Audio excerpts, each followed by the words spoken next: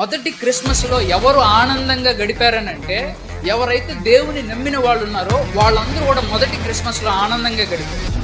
కాబట్టి మరియకే దేవుడు ఎందుకు చెప్పారనంటే వాళ్ళు గుడ్ న్యూస్ని కూడా గుడ్ న్యూస్గా స్వీకరించారు.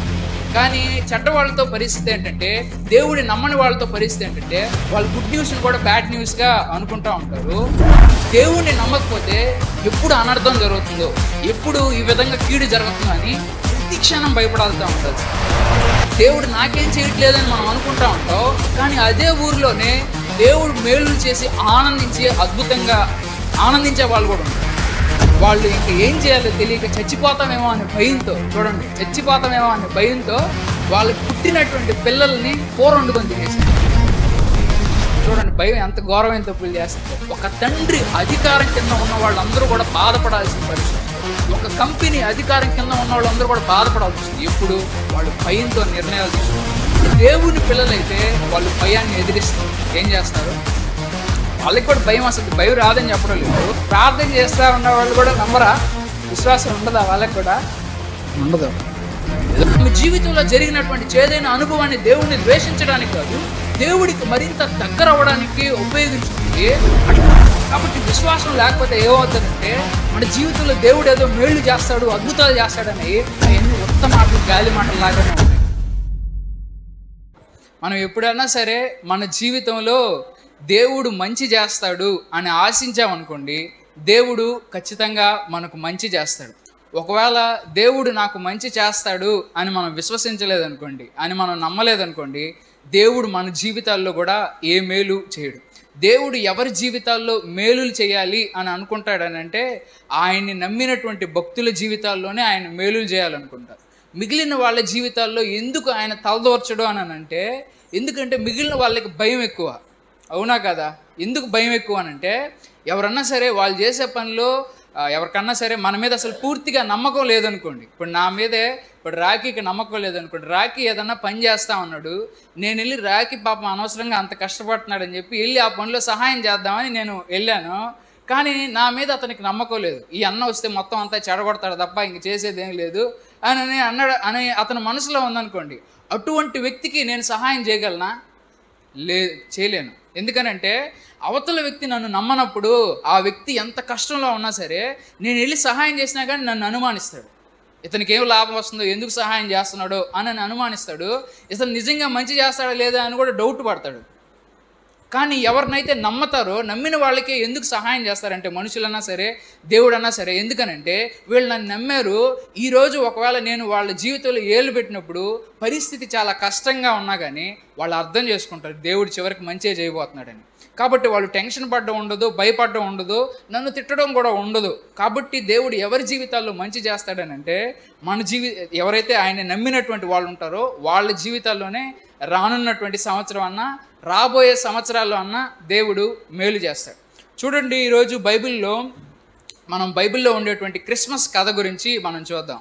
క్రిస్మస్ కథలో కూడా దేవుడు చాలామందిని వాళ్ళలో ఉండేటువంటి విశ్వాసం ద్వారానే చాలామంది కార్యాలని చేశాడనమాట. చూడండి, క్రిస్మస్ కథలో మీకు గుర్తుండేటువంటి కొంతమంది పేర్లు చెప్పండి. క్రిస్మస్ కథలో మీకు గుర్తుండే కొంతమంది పేర్లు: గొల్లలు, జ్ఞానులు, ఇంకా ఎవరు? యోసేపు, మరియా, హేరోదు రాజు, యేసు ప్రభు, గాబ్రియేల్ దూత. సరే, ఒకసారి చూడండి, దీంట్లో దూతల్ని దేవుణ్ణి పక్కన పెట్టేస్తే మనుషుల గురించి మనం ఆలోచిద్దాం.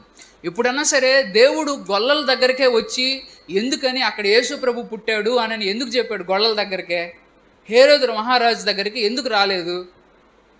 ఎందుకంటే హేరోదు మహారాజు దగ్గరికి చెప్పినా కానీ ఆ వ్యక్తి నమ్మడు.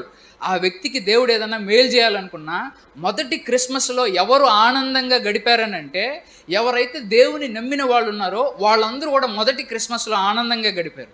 గతించినటువంటి మొన్న క్రిస్మస్లో ఎవరు ఆనందంగా గడుపుంటారంటే దేవుణ్ణి నమ్మిన వాళ్ళే ఆనందంగా గడుపుంటారు. దేవుణ్ణి నమ్మని వాళ్ళు ఏం ఆనందం అనేదే వాళ్ళ జీవితంలో ఉండదు. యథావిధంగానే ప్రతి సంవత్సరం లాగానే అది వాళ్ళ జీవితాల్లో వస్తూ ఉంటుంది. కానీ దేవుని నమ్మినటువంటి యోసేపు కన్నా సరే, మరియా అన్నా సరే, అది ఒక అద్భుతమైనటువంటి సంఘటన. అది దేవదూతలు పరలోకం నుంచి వచ్చేటువంటి చూసే భాగ్యం. కానీ అదే సమయంలో అదే ప్రాంతంలో చాలామంది మనుషులు ఉన్నారు, వాళ్ళందరికీ దేవదూతలను చూసే భాగ్యం కలగలేదు. వాళ్ళందరికీ సాక్షాత్తు దేవుణ్ణి నమస్కరించుకునేటువంటి భాగ్యం కలగలేదు ఆ కాలంలో ఉండేటువంటి మనుషులకి. హేరోదు మహారాజుకు కూడా అది కలగలేదు. ఎందుకు కలగలేదు ఆ భాగ్యం అని అంటే, వాళ్ళందరికీ కూడా నమ్మకం లేదు. ఏం లేదు? నమ్మకం లేదు. మరియా విశ్వసిస్తుంది కాబట్టి ఆమె గర్భంలో ఒక శిశువుని ఆయన పుట్టించాలనుకున్నాడు. అదే నమ్మని వ్యక్తి జీవితాల్లోకి వచ్చి నీ గర్భాన్ని శిశువు పుడుతున్నాడు అని అనగానే విపరీతమైన భయపడిపోతాడు. కానీ మరియా అట్లా అనలేదు. మరియా ఏమనిందంటే, నువ్వు ఎట్లా చెప్తావో అట్లాగా నాకు జరుగును గాక అని అనింది దేవదూతతో. అదే సాధారణ దేవుడిని నమ్మని వాళ్ళైతే అలా అనుకుంటారా? లేదు, వాళ్ళు చాలా భయపడతారు. వాళ్ళు బేసిక్గానే చాలా భయంలో ఉంటారు. ఇట్లాంటిది ఏదన్నా ఒకటి వచ్చినప్పుడు ఇంకా భయంలో బతికేస్తూ ఉంటారు. కాబట్టి మరియకే దేవుడు ఎందుకు చెప్పారనంటే, వాళ్ళు గుడ్ న్యూస్ని కూడా గుడ్ న్యూస్గా స్వీకరించగలరు. కానీ చెడ్డ వాళ్ళతో పరిస్థితి ఏంటంటే, దేవుడిని నమ్మని వాళ్ళతో పరిస్థితి ఏంటంటే, వాళ్ళు గుడ్ న్యూస్ని కూడా బ్యాడ్ న్యూస్గా అనుకుంటూ ఉంటారు. పండగ అంతా జరుగుతున్నా వాళ్ళ ఇంట్లో పండగ ఉండదు. బయట అంతా సందడి జరుగుతూ ఉన్నా వాళ్ళ ఇంట్లో ఎటువంటి సాధారణమైన పరిస్థితులే వాళ్ళ జీవితాల్లో ఉంటాయి. ఎందుకనంటే, దేవుణ్ణి విశ్వసించకపోతే వారి జీవితాల్లో దేవుడు ఎటువంటి మేలు చేయడు, ఏమాత్రం ఏలు కూడా పెట్టడు. మత్తయి సువార్త 2వ అధ్యాయము 3-4 వచనాల్లో మనం చూస్తున్నాం చూడండి. యేసు ప్రభు పుట్టాడు, అయితే ఏం జరిగిందో చూడండి. 3వ వచనం చదువుతున్నాను. మత్తయి సువార్త 2వ అధ్యాయం 3వ వచనం. హేరోదు రాజు ఈ సంగతి విన్నప్పుడు, ఏ సంగతి విన్నప్పుడు? బైబిల్లో జ్ఞానులు అనే వాళ్ళు ఉన్నారు. వాళ్ళు ఎక్కడ వాళ్ళనంటే, అక్కడెక్కడో తూర్పు దేశస్థులు. యేసు ప్రభు ఉండే దేశం కూడా కాదు, యేసు ప్రభు ఉండే ఊరు కూడా కాదు, అక్కడెక్కడో బయట దేశస్థులకి క్రిస్మస్ సందడి, క్రిస్మస్ వాతావరణం, క్రిస్మస్ ఆనందం వాళ్ళకి కలిగింది. ఆ నాటి నుంచే వచ్చారు. అయ్యా రాజు పుడతాడంట, ఎక్కడ పుట్టాడు అని చెప్పి హేరోదు రాజుని అడిగాడు. అప్పుడు హేరోదు రాజు ఏమని చేశాడు చూడండి. హేరోదు రాజు ఈ సంగతి విన్నప్పుడు అతడును అతనితో కూడా యెరూషలేము వారందరూ కలవరపడిరి. ఇప్పుడైతే రాజు పుట్టబోతున్నాడు అని అనగానే యెరూషలేము ప్రజలంతా ఏమయ్యారు? సంతోషించారా? లేదు, వాళ్ళు టెన్షన్ పడ్డారు. ఎప్పుడన్నా సరే గుడ్ న్యూస్ అన్నా సరే కొంతమందికి టెన్షన్ కలిగించే విధంగా ఉంటుంది. ఎందుకనంటే, దేవుణ్ణి నమ్మకపోతే ఎప్పుడు అనర్థం జరుగుతుందో, ఎప్పుడు ఈ విధంగా కీడు జరుగుతుందో అని ప్రతి క్షణం భయపడాలుతూ ఉండాల్సిందే. కానీ ఇక్కడ వీళ్ళు చూడండి, ఒక పక్క ఏమో క్రిస్మస్ ఆనందం జరుగుతూ ఉంటే, ఈ మొత్తం ఆ యెరూషలేము ప్రాంతంలో ఉన్న వాళ్ళందరికీ ఒక రాజు పుట్టబోతున్నాడు, ఆడాడి నుంచో దేశస్తులు, వాళ్ళ మావులు కూలి పని చేసుకునే వాళ్ళు కాదు, వాళ్ళు జ్ఞానులు, వాళ్ళు చెప్పారంటే ఏదో విషయం ఉంటుంది, ఆయన అసలు ఎక్కడ పుట్టాడన్నా ఏంది తెలుసుకోవాలా అనే ఆలోచన, ఆసక్తి వాళ్ళ జీవితాల్లో లేదు. ఎందుకంటే వాళ్ళు చెప్పే మాటలన్నీ నిజమైన మాటలని కూడా వాళ్ళు ఆలోచించడం లేదు. పైపెచ్చు ఇది ఎంత అనర్థం దారి తీసద్దా అని ఇంకా టెన్షన్ పడతా ఉన్నారు. చూడండి, ఇక్కడ మనం నేర్చుకోవాల్సిన విషయం ఏంటంటే, విశ్వాసం లేకపోతే ఏమవుద్దనంటే, మన చుట్టుపక్కల దేవుడు ఏ అద్భుతాలు అయితే చేస్తున్నాడో వాటిల్ని ఈ యెరూషలేము ప్రజలు ఏమన్నా చూశారంటారా? యెరూషలేము ప్రజలకి ఈ క్రిస్మస్ డెకరేషన్లు అన్నా సరే, లేకపోతే ఈ క్రిస్మస్ ఆనందం అన్నా సరే వచ్చి ఉంటుంది అంటారా? లేదు, వాళ్ళు మొదటి క్రిస్మస్ని కూడా భయంతోనే వాళ్ళు గడిపారు. ఈ హేరోదు రాజు కూడా భయంతోనే ఆయన గడిపాడు. ఎందుకనంటే, వాళ్ళలో నమ్మకం లేకపోవడం వల్ల. మనలో నమ్మకం లేకపోతే ఏమవుద్దనంటే, దేవుడు మన ఇంటి పక్కనుండే వాళ్ళకి లేదా మన ఊర్లో ఉండేటువంటి వాళ్ళకి చేసే మేళ్ళు కూడా మన జీవితంలో చేయడు. దేవుడు నాకేం చేయట్లేదని మనం అనుకుంటా ఉంటాం, కానీ అదే ఊరిలోనే దేవుడు మేళ్ళు చేసి అద్భుతంగా ఆనందించే వాళ్ళు కూడా ఉంటారు. అంటే చూడండి, మరియా అన్నా సరే, గొల్లలన్నా సరే, వాళ్ళు సాధారణమైన ప్రజలు, జ్ఞానులన్నా సరే, వాళ్ళందరూ కూడా క్రిస్మస్ ఆనందాన్ని ఒక పక్క అనుభవిస్తుంటే, వీళ్ళకి మాత్రం సాధారణమైన జీవితమే, వీళ్ళకి మాత్రం సాధారణం. అదే వార్తలు చూసి ఎప్పటిలాగే టెన్షన్ పడడం, అదే కలవరం. వార్త ఏంటంటే ఒక రాజు పుట్టాడంటే అదే వార్త న్యూస్లో వచ్చింది, అది చూసి వాళ్ళు టెన్షన్ పడిపోతూ ఉన్నారు. కాబట్టి చూడండి, 4వ వచనం కూడా చదువుతున్నాను. కాబట్టి రాజు ప్రధాన యాజకులను, ప్రజలలో నుండి శాస్త్రులను అందరినీ సమకూర్చి. ప్రధాన యాజకులు అంటే ఎవరు? యెహోవా దేవుడి కన్నా సరే, యేసు ప్రభు దేవుడి కన్నా సరే పూజలు చేసేవాళ్ళు. ప్రధాన యాజకుడు అంటే మామూలు పాస్టర్ కూడా కాదు, పెద్ద పాస్టర్ అనమాట, అందరి మీద పెద్ద పాస్టర్, ప్రధాన యాజకుడు. ప్రజలలో నుండి శాస్త్రులు అంటే బాగా సైంటిస్ట్ అంటాం కదా, అట్లాగే ఆ కాలంలో శాస్త్రం అంతా తెలిసిన వాళ్ళు శాస్త్రుల్ని అందరినీ సమకూర్చి క్రీస్తు ఎక్కడ పుట్టునని వారిని అడిగాను. అందుకు వారు, యూదయ బెత్లెహేములోనే, ఏలయనగా యూదయ దేశపు బెత్లెహేమా, నీవు యూదా ప్రధానులలో ఎంత మాత్రమును అల్పమైన దానవి కావు, ఇశ్రాయేలీయును నా ప్రజలను పరిపాలించు అధిపతి నీలో నుండి వచ్చును అని ప్రవక్త ద్వారా వ్రాయబడి ఉన్నదనేది. చూడండి, ఇప్పుడు వాళ్ళకి ఒక విషయం తెలిసింది ఏంటంటే, జ్ఞానులకి ఈ నక్షత్రం యేసు ప్రభువుకి జన్మకి సూచన అని తెలిసింది. వీళ్ళకి ఎట్లా తెలిసిందంటే, వీళ్ళు బైబిల్ చదువుతారు కాబట్టి బైబిల్లో పలానా చోట ఈ యూదా బెత్లెహేమా అనే దాంట్లో, లేకపోతే పలానా సౌత్మోపూర్లో, లేకపోతే పలానా ములుముల్లో యేసు ప్రభు పుడతాడు అని వాళ్ళకి ఒక ఐడియా వచ్చేసింది. ఎందుకనంటే బైబిల్లో అడ్రస్ అంతా ఉంది. ఇప్పుడు వీళ్ళు వెళ్ళి చూడాలా వద్దా? ఎందుకు చూడలేదంటారు? వెళ్తే ఆనందం వస్తుందా రాదా? సాక్షాత్తు దేవుణ్ణి నమస్కరించుకోవడం ఆ సమయంలో ఎంత గొప్ప భాగ్యం. కానీ వీళ్ళు ఎవరంటే, ఏ దేవుడైతే పుట్టబోతున్నాడని వాళ్ళు విన్నారో ఆ దేవుడికి పూజించే వాళ్ళే. కానీ ఆ దేవుడు పుట్టిన తర్వాత అక్కడికి వెళ్ళి ఆ యూదా బెత్లెహేంకి వెళ్ళి యేసు ప్రభుని చూద్దాం అని వాళ్ళు నమ్మడలేదు. అంటే వీళ్ళు ప్రతిరోజు దేవుని యొక్క వాక్యం చదువుతున్నారు, ప్రతిరోజు బైబిల్ చదువుతున్నారు. బైబిల్లో వాళ్ళకు ఒక డౌట్ వచ్చింది, యేసు ప్రభు ఎక్కడ పుడతాడని. ఆ ప్రశ్న అడగంగానే సాధారణ ప్రజలు చెప్పలేరు, గొల్లలు అడిగితే చెప్పలేరు. కానీ వీళ్ళు బైబిల్ తీసి కరెక్ట్గా అధ్యాయం చదివి యేసు ప్రభు ఇక్కడే పుడతాడని కూడా వాళ్ళకి అంత స్పష్టంగా తెలుసు, వచనాలతో సహా. కానీ వాళ్ళు వెళ్ళి యేసు ప్రభుని చూడలేకపోయారు. ఎందుకని? నమ్మకం లేదు. బైబిల్ చదివే వాళ్ళందరికీ కూడా నమ్మకం ఉంటుంది, దేవుడు వాళ్ళ జీవితంలో మేలులు చేస్తాడు అనేదైతే అబద్ధం. వీళ్ళు శాస్త్రులన్నా సరే, ప్రధాన యాజకులన్నా సరే, ఆ ప్రాంతంలో ఉండే జనాలందరికీ కూడా క్రిస్మస్ వార్త అందింది. కానీ వాళ్ళెవ్వరూ కూడా క్రిస్మస్ ఆనందాన్ని వాళ్ళు చూడలేదు. వాళ్ళందరిలో కూడా క్రిస్మస్ ఆనందం అనేదే లేదు. కాబట్టి మొట్టమొదటి విషయం, మనలో విశ్వాసం లేకపోతే ఏమవుతుందంటే, మనం అలర్ట్గా లేకపోతే దేవుడు మన జీవితంలో చేసేటువంటి అద్భుత కార్యాలన్నా సరే, మన పక్కింటి వాళ్ళు లేకపోతే మన చుట్టుపక్కల ఉండేవాళ్ళు, మన సంఘంలో ఉండేవాళ్ళు వాళ్ళ జీవితంలో చేసిన అద్భుత కార్యాలన్నా సరే మనం చూడడానికి మిస్ అయిపోతాం. మనం చాలా అలర్ట్గా ఉండాలి. 2025 సంవత్సరంలో దేవుడు నా జీవితంలో మేలు చేయాలని అంటే ఒక చిన్న వార్త, రాజు పుట్టాడు, ఏంటది? అలర్ట్ అవ్వాలి. బెత్లెహేములో యేసు ప్రభు పుడతాడు, అవునా, ఏంటది అని అలర్ట్గా ఉంటేనే కానీ క్రిస్మస్ ఆనందాన్ని, దేవుడిచ్చే ఆనందాన్ని మనం అనుభవించలేం. కాబట్టి 2025 సంవత్సరంలో ఆనందంగా ఉండాలంటే ఏం చేయాలని అంటే అలర్ట్గా ఉండాలి. దేవుడు మన జీవితంలో ఏం చేస్తున్నాడని, దేవుడు ఏ పని చేస్తున్నాడని మనం తెలుసుకోవడానికి అలర్ట్గా ఉండాలి. లేకపోతే మనం 2025 సంవత్సరంలో కూడా నార్మల్గానే గడిచిపోద్ది. ఇంకా మనలో విశ్వాసం లేకపోతే ఏమవుద్దంటే, వీళ్ళందరూ చూడండి భయపడడం మాత్రమే కాదు, భయంతో ఘోరమైన తప్పులు చేస్తారు. ఏం చేస్తారు? ఎప్పుడన్నా సరే దేవుడి మీద విశ్వాసం లేదనుకోండి, ఉదాహరణకి ఏదో కన్ను బాగలేకుండా వచ్చిందో, లేకపోతే ఏదో చెయ్యి బాగలేకుండా వచ్చిందో, ఏదో వచ్చింది, మనం ఏం చేయాలి? వచ్చిన వెంటనే డాక్టర్ దగ్గరికి వెళ్ళిపోతామా? ప్రతి జబ్బుకి, చిన్న జబ్బుకి అంతా డాక్టర్ దగ్గరికి వెళ్ళిపోతామా? ఒకవేళ ఏ చిన్న జబ్బు కన్నా సరే వెంటనే మనం డాక్టర్ దగ్గరికి వెళ్ళిపోతున్నాం అనుకోండి, దాని అర్థం ఏంటి? దేవుడి మీద నమ్మకం ఉందనా లేదనా? అంటే డాక్టర్ దగ్గరికి వెళ్ళొద్దు అని నేనేం చెప్పడం లేదు. కొన్నిసార్లు కొన్ని పరిస్థితులకు అసలు డాక్టర్ దగ్గరికి వెళ్ళాల్సిన అవసరం లేదు. కానీ మనలో భయం ఉంటే ఏమైపోద్దంటే, అమ్మ చచ్చిపోతానేమో, అమ్మ ఏమైపోతాయేమో అని, నా ప్రాణం పోద్దేమో అని చెప్పి చాలాసార్లు మనం అనవసరంగా డాక్టర్ల దగ్గరికి వెళ్ళి వాళ్ళు ఇచ్చే అనవసరమైన మందులు, అంటే మనకి పెద్ద విషయం కూడా కాదు, అయితే మనకి ఏంటంటే విపరీతమైన భయం వల్ల ఆడికి వెళ్ళేసేసి వాళ్ళు ఏదో ఒక మాత్రలు ఇస్తారు, ఆ మాత్రల వల్ల ఇంకొంత సైడ్ ఎఫెక్ట్ వస్తుంది. కొన్నిసార్లు మన బాడీ కొన్ని విషయాలు, చిన్న విషయాలని సజావుగా తగ్గించేస్తుంది. మరీ కొంచెం ఇది పెద్ద విషయం, ఖచ్చితంగా డాక్టర్ దగ్గరికి వెళ్ళాలి అని నిర్ణయం తీసుకోవడానికి మనం దేవుడి మీద విశ్వాసంతోనే డాక్టర్ దగ్గరికి వెళ్ళాలి. కానీ కొన్నిసార్లు మనం చిన్న వాటికి కూడా తొందరగా భయపడిపోయి, టెన్షన్ పడిపోయి డాక్టర్ దగ్గరికి వెళ్ళిపోతాం. వాళ్ళు కూడా ఏదంటే అది చెప్పేసేసి మనల్ని ఇబ్బంది చేస్తారు. చివరికి ఏమైపోతుందంటే భయంతో మళ్ళీ తప్పు జరుగుతుంది. చాలాసార్లు వాళ్ళ జీవితాల్లో ఏదైనా ఆర్థిక ఇబ్బంది వచ్చిందనుకోండి, భయంతో అమ్మ ఏమైపోద్దని వెళ్ళి అప్పు చేసేస్తారు. అది 10 రూపాయలు వడ్డీ అన్న. కానీ దేవుని పిల్లలైతే అప్పు చేయడానికి చాలా ఆలోచిస్తారు. నిజానికి బైబిల్లో ఉన్న భక్తులు ఎవరు కూడా అప్పులు చేయలేరు.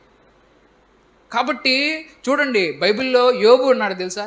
యోబుకి మొత్తం ఆస్తి అంతా పోయింది, ఆరోగ్యం అంతా పోయింది, అప్పు చేసుకొని బ్రతకచ్చా లేదా? ఎందుకు వాళ్ళు చేయలేదు? మమ్మల్ని పోషించే దేవుడు మా బలం కాదు, మా శక్తి కాదు, మాకు డబ్బు ఇచ్చేది మా దేవుడే. అంత కష్టం వచ్చినా కానీ వాళ్ళు దేవుడు సహాయం చేస్తాడనే ఉన్నారన్నమాట. దేవుడే నా కీడు చేస్తే ఇంకా డాక్టర్లు నన్ను ఎట్ట కాపాడగలరు అనని మనం చాలాసార్లు కూడా ఈ భయంలో ఏం చేస్తామంటే చాలాసార్లు అనవసరమైనటువంటి మిస్టేక్స్, అనవసరమైనటువంటి నిర్ణయాలు తీసేసుకుంటా ఉంటాం. అవి కొన్నిసార్లు చాలా ఘోరమైన తప్పిదాలు కొంతమంది ఇల్లు మారిపోతారు, కొంతమంది ఊరు మారిపోతారు, కొంతమంది ఉద్యోగం మారిపోతారు. చాలా ఘోరమైన తప్పులు. ఎందుకనంటే భయం వాళ్ళ జీవితాన్ని ఏం చేస్తుందంటే విపరీతమైన తప్పులు చేసే విధంగా చేస్తుంది అనమాట, విశ్వాసం లేకపోతే 2025వ సంవత్సరంలో. కానీ ఇక్కడ హేరోదు రాజు కూడా చూడండి, యేసు ప్రభు అనే ఆయన ఒక రాజు పుడుతున్నాడు అనగానే వెంటనే ఈయనకి భయం వచ్చేసింది. ఆయన రాజు అయితే మళ్ళీ నా రాజు సీట్ ఏమవుద్ది అని భయపడిపోయాడు. ఎక్కడ నా ప్రాణం పోద్దేమో అని భయపడుతున్నాం కదా, ఎక్కడ నాకు తిండి దొరకదేమో అని భయపడుతున్నాం కదా, ఎక్కడ నా కొడుకు నా బిడ్డ చచ్చిపోతాడేమో అని అనవసరంగా డాక్టర్ దగ్గర తీసుకెళ్తున్నాం కదా. అట్లాగే ఏమవుతుందంటే నా సీట్ ఎక్కడ పోద్దని చెప్పి ఈయన ఏం చేశాడంటే ఈ విధంగా జ్ఞానులు వాళ్ళకి చెప్పాడు. యేసు ప్రభు ఎక్కడున్నాడో అడ్రస్ చెప్పిన తర్వాత మీరు వెళ్ళి చూడండి, అట్టే పుట్టుంటే వస్తాలే అని చెప్పి ఏం చెప్పాడు అనమాట. నేను కూడా వస్తాను, ఆయన పూజిస్తాను అన్నాడు. కానీ అవతలికి వెళ్ళారు, వాళ్ళు చూశారు, దేవుడు చెప్పాడయ్యా ఇక్కడ మళ్ళీ వెనక్కి రాబాకండి, ఆయన హేరోదు అని ఆయన మంచి ఆయన కాదు, అతను మైండ్ సెట్ చాలా చెడ్డోడు అని అంటే వాళ్ళు తిరిగి వెనక్కి రాలేదు. వీళ్ళు వస్తారని చెప్పి రాజుగారు 1 సంవత్సరం అయిపోయింది, 2 సంవత్సరాలు అయిపోయింది, ఇంకా రాలేదు. ఇంకా రాజు గారికి కోపం వచ్చేసింది, ఇది ఎట్టే ఆలస్యం చేస్తే ఖచ్చితంగా ఇబ్బంది చేస్తుందని 2 సంవత్సరాల వయసు ఉండేటువంటి పిల్లలందరినీ చంపించేశాడు. ఏం చేశాడు? 2 సంవత్సరాలు. ఎందుకని? ఆ పిల్లలందరినీ చంపించే సమయంలో యేసు ప్రభు కూడా అంటే రాజు కూడా చచ్చిపోతాడు. ఎందుకు జరిగింది అంత పెద్ద తప్పేదో? అంతమంది ప్రాణాలని బలిగొనాల్సినటువంటి పరిస్థితి ఎందుకు జరిగిందనంటే ఆ హేరోదు మహారాజులో ఉండేటువంటి భయమే. ఎప్పుడన్నా సరే మనం భయంలో ఉన్నప్పుడు ఆ అధికారం కింద ఎంతమంది అయితే ఉంటారో వాళ్ళందరూ బాధపడాల్సిందే. ఒక రాజు అధికారం కింద ఎవరైతే ఉంటారో ఆ రాజు భయంతో తప్పుడు నిర్ణయం తీసుకుంటే ఆ రాజు రాజ్యంలో ఉన్న వాళ్ళందరూ కూడా చెడ్డగా తీసుకోవాల్సి వస్తుంది. ఒక తండ్రి అధికారం కింద ఉన్న వాళ్ళందరూ కూడా బాధపడాల్సిన పరిస్థితి వస్తుంది. ఒక కంపెనీ అధికారం కింద ఉన్న వాళ్ళందరూ కూడా బాధపడాల్సి వస్తుంది. ఎప్పుడు? వాళ్ళు భయంతో నిర్ణయాలు తీసుకున్నారు. ఒక పాస్టర్ గారైనా అంతే. దానివల్ల సంఘస్థులు అందరూ కూడా ఇబ్బంది పడాల్సిన పరిస్థితి వస్తుంది. కాబట్టి విశ్వాసం లేకపోతే మనం భయంతో ఘోరమైన తప్పిదాలు చేస్తాం. అది మన జీవితాన్ని చాలా విపరీతమైన పరిస్థితికి తీసుకెళ్ళదు. కానీ దేవుని పిల్లలైతే వాళ్ళు భయాన్ని ఎదిరిస్తారు. ఏం చేస్తారు? వాళ్ళకి కూడా భయం వస్తుంది, భయం రాదని చెప్పడం లేదు. భయపడే పరిస్థితులు ఉన్నప్పటికీ కూడా వాళ్ళు దాన్ని జయిస్తారు. మత్తయి సువార్త 1వ అధ్యాయం 20వ వచనంలో చూడండి, అక్కడ యోసేపు గురించి చెప్తా ఉన్నాడు. యోసేపుకి కలలో దేవుడు మాట్లాడుతూ ఉన్నాడు. ఏంటనంటే నీకు ఆల్రెడీ ఎంగేజ్మెంట్ అయింది మరియా అనే అమ్మాయితో, అయితే మరియా అనే అమ్మాయికి ఇప్పుడు గర్భం వచ్చింది అని నువ్వు న్యూస్ విన్నావు. అయితే ఆ గర్భం ఎందువల్ల వచ్చింది అని అంటే దేవుడి వల్లే వచ్చింది, పరిశుద్ధాత్మ దేవుడి వల్ల వచ్చింది, అది మనుషుల ప్రమేయం కాదు. కాబట్టి నువ్వు భయపడకుండా ఆ అమ్మాయిని చేర్చుకొని చెప్పిన మాట విని అని చెప్పి దేవుడు కల్లో చెప్పాడు. ఇప్పుడు ఈయనకు భయం ఉంటుందా ఉండదా? నేను ఏలు పెట్టిన దాంట్లో నేనెందుకు పెళ్లి చేసుకోవాలి అనేటువంటి ఆలోచన ఉంటుందా ఉండదా? సరే ఆ విధంగా చేసుకున్నాడు అనుకోండి, ఇంట్లో అమ్మా నాన్న లేవంటారు, బయట ఫ్రెండ్స్ ఏమంటారు, అట్టట అమ్మాయిని చేసుకున్నావు ఏంద్రా అని అంటారు. వీళ్ళందరితో ఎదిరించి మాట్లాడాలనంటే భయం అవదా? కొన్నిసార్లు మనం కూడా భయంతో ఎక్కడ తప్పు చేస్తామంటే మనం పరువు పోద్దేమో అని కొన్నిసార్లు భయంతో తప్పు చేస్తాం. కానీ ఈయనకి చూడండి, ఆయనకు విశ్వాసం ఎక్కువ. దేవుడు ఇది చెప్పాడంటే ఇది నా మంచి కోసం అయి ఉంటుంది, నా పరువు పైన ఇబ్బంది లేదు, దేవుడు చెప్పింది నేను నమ్మాను, దాన్ని నేను చేస్తాను అని చెప్పి ఆయన తన పరువు గురించి ఆలోచించకుండా తనలో ఉండేటువంటి భయం, ఏంటి ఆ భయం? నా కుటుంబం పరువు పోద్దేమో, జనాల్లో నా విలువ పడిపోద్దేమో అనే భయాన్ని ఆయన జయించాడు. ఆ వచనం చూస్తున్నాను చూడండి, మత్తయి 1:20లో ఈ సంగతుల గురించి ఆలోచించుకొని చుండగా ఇదిగో ప్రభువు దూత స్వప్నమందు అతనికి ప్రత్యక్షమై దావీదు కుమారుడు అయిన యోసేపు నీ భార్య అయిన మరియను చేర్చుకొనుటకు భయపడొద్దు అని అంటున్నాడు. ఆమె గర్భం ధరించింది, పరిశుద్ధాత్మ వల్ల కలిగింది. కాబట్టి యోసేపు భయపడ్డా భయపడలేదా? భయపడ్డాడు, కానీ భయాన్ని జయించాడా లేదా? దేవుని పిల్లలకు కూడా ఈ అనారోగ్యం నిన్ను చంపేస్తుందేమో ఈ సంవత్సరంలో, ఈ అప్పు బాధ నీ ఇల్లు తాకట్టు పెట్టుకునే విధంగా చేస్తుందేమో, లేకపోతే ఈ విషయం నీ కుటుంబ పరువు తీసుకొస్తుందేమో, భయాలు చాలా వస్తాయి. ఈ భయాలన్నిటిని ఎట్లా జయించగలిగి ఆ వ్యక్తి మంచి ట్రాక్లో వెళ్ళగలడంటే, విశ్వాసం ఉన్న వ్యక్తే భయాన్ని జయించి సరైన నిర్ణయాలు తీసుకోగలడు. లేదంటే తన విషయంలో అన్నా సరే, తన భార్య పిల్లల విషయంలో అన్నా సరే, తనకున్న ఆస్తిపాస్తుల విషయంలో అన్నా సరే తప్పుడు నిర్ణయాలు తీసుకొని ఉన్నవన్నీ పోగొట్టుకోవాల్సిన పరిస్థితి అయితే వస్తుంది. కానీ ఇక్కడ ఆయన భయపడలేదు, ఎందుకంటే దేవుడి మీద విశ్వాసం ఉంది. ఇంకా చెప్పాలంటే అసలు నిజానికి మనలో విశ్వాసం లేకపోతే దేవుడి నుంచి ఏ మేలు కూడా పొందుకోలేం. ఏం పొందుకోలేం? దేవుడి నుంచి ఏ మేలు కూడా పొందుకోలేం. బైబిల్లో ఒక కథ చెప్తాను చూడండి. ఇది క్రిస్మస్ కథ నుంచి కొంచెం దూరంగా పాత నిబంధనలో ఉండేటువంటి ఒక కథ. ఏంటి ఆ కథ అంటే, ఆ కాలంలో బైబిల్లో ఇశ్రాయేల్ దేశం ఉంది కదా, మీకు తెలుసు కదా, ఇశ్రాయేలీల దేశం ఉంది కదా. అట్లా ఇశ్రాయేల్ దేశంలో ఇశ్రాయేల్ రాజు అని ఆయన ఉన్నాడు. ఒకసారి వాళ్ళు రాజుగా ఉన్నప్పుడు అక్కడ వాళ్ళు మామూలుగా మనలాగే మన గ్రామంలో వాళ్ళు ఉంటారు. అయితే ఉన్నట్టుండి బయట నుంచి సిరియా దేశపు రాజు బెన్హదదు ఆయన వచ్చి ఏం చేశాడంటే, బయట ఆ ఊరిని అంతటిని కూడా ముట్టడి చేసేసాడు. ఆ దేశాన్ని అంతటిని కూడా ముట్టడి చేశాడు. ముట్టడి చేయడం అని అంటే ఏంటంటే, చుట్టుపక్కలంతా కూడా వచ్చి ఆక్యుపై చేయడం, జనాల్ని బయటికి పోనీయకుండా. ఇంకొన్ని కేసెస్లో ముట్టడి అని అంటే అర్థం అంటే ఏంటంటే, ఒకవేళ ఆ ఊరికన్నా సరే లేదా ఆ దేశానికన్నా సరే నీళ్ళు వస్తున్నాయి అనుకోండి, ఆ పైపులు నీళ్లు తెగ్గొట్టేస్తారు. ఏదన్నా ఆ ఊరికన్నా సరే ఆ దేశానికి కరెంట్ వస్తుంది అనుకోండి, కరెంట్ వచ్చే మార్గాలన్నీ తెగ్గొట్టేస్తారు. ఆ ఊరికన్నా సరే ఆ దేశానికన్నా సరే ఇంటర్నెట్ వస్తుంది అనుకోండి, ఇంటర్నెట్ వచ్చేవన్నీ బ్లాక్ చేసేస్తారు. ఆ ఊరిలో అన్నా సరే ఆ దేశంలో అన్నా సరే ఏదైనా తినుబండారాలు ఏదైనా వచ్చాయనుకోండి, ట్రాన్స్పోర్ట్ ఏదైనా వచ్చిందనుకోండి, మొత్తం బ్లాక్ చేసేస్తారు. దాన్ని ముట్టడి చేయడం అని అంటారు. చుట్టుపక్కల ఉంటారు వీళ్ళు, కొద్ది రోజులు నీళ్ళు ఉండవు, కరెంట్ ఉండదు, ఇంటర్నెట్ ఉండదు, ఆ తర్వాత తినడానికి ఆకలి కూడా అయిపోద్ది, ఉన్నదంతా ఏదో ఒక రోజు అయిపోద్ది. ఎందుకు అవతల వాళ్ళు అటు చేస్తారంటే, వచ్చి అనవసరంగా యుద్ధం చేస్తే వీళ్ళకి నష్టం, వాళ్ళకే నష్టం. మనం చుట్టుపక్కల ఈ విధంగా ముట్టడి చేసామనుకో, వాళ్ళు ఆకలి బాధలతో లొంగిపోతారు అనేది బెన్హదదు. ఆయన చాలా తెలివైన రాజు, చాలా మంచి మంచి స్ట్రాటజీలు వాడతాడు ఆయన యుద్ధంలో. కాబట్టి ఈ విధంగా ఆయన చుట్టుపక్కల ఉండి ముట్టడి చేశాడు అనమాట. ఈ విధంగా చేసిన ఇప్పుడు వీళ్ళకి ఏమైందంటే, కొద్ది రోజులకి బాగా కరువు వచ్చింది. ఒక పక్క బయట రాజుగారు ముట్టడి చేశారు, ప్లస్ ఆ దేశంలో కరువు కూడా వచ్చేసింది. కరువు అంటే ఏంటి? ఆహారం పండద్దా? ఇటువంటి కరువు ఉన్నటువంటి పరిస్థితుల్లో చాలా ఘోరమైన పరిస్థితి. ఎంత ఘోరమైన పరిస్థితికి వచ్చేసారనంటే, వాళ్ళు ఇంకా ఏం చేయాలో తెలియక చచ్చిపోతామేమో అనే భయంతో, చూడండి, చచ్చిపోతామేమో అనే భయంతో వాళ్ళకి పుట్టినటువంటి పిల్లల్ని కూర వండుకొని తినేశారు. చూడండి, భయం ఎంత ఘోరమైన తప్పులు చేస్తుంది. పుట్టినటువంటి పిల్లల్ని కూర వండుకొని తినేసేసారు. అంత ఘోరమైనటువంటి దుష్టత్వంలో ఉన్నారని చెప్పాలా, లేకపోతే ఘోరమైన కరువులో ఉన్నారని చెప్పాలో నాకు అర్థం కావట్లేదు. అయితే ఈ విధంగా ఉన్నప్పుడు ఆయన ఏమంటున్నాడు చూడండి, 2వ రాజుల గ్రంథం 6వ అధ్యాయము 33వ వచనంలో. 2వ రాజుల గ్రంథం 6వ అధ్యాయము 33వ వచనం. ఈ పరిస్థితి చూసి రాజు ఇట్లా అంటున్నాడు. ఆ దూత అతని యొద్దకు వచ్చెను. అంతటి రాజుగారు ఈ సిచ్యువేషన్ చూసి ఇట్లా అంటున్నాడు, ఈ కీడు యెహోవా వలనైనది, నేను ఇక ఎందుకు యెహోవా కొరకు కనిపెట్టుకొని ఉండవలెనను. రాజుగారు ఏమంటున్నారు? ఈ కీడంతా యెహోవా వల్లే, దేవుడి వల్లే జరిగింది, ఇక నేను దేవుడి కోసం ఎందుకు కనిపెట్టుకోవాలా? అది విశ్వాసంతో మాట్లాడే మాటే అంటారా? బైబిల్లో క్రిస్మస్ స్టోరీకి వద్దాం. ఇప్పుడు క్రిస్మస్ స్టోరీలో అన్న అనే ఆమె ఉంది. ఏం పేరు ఆమె పేరు?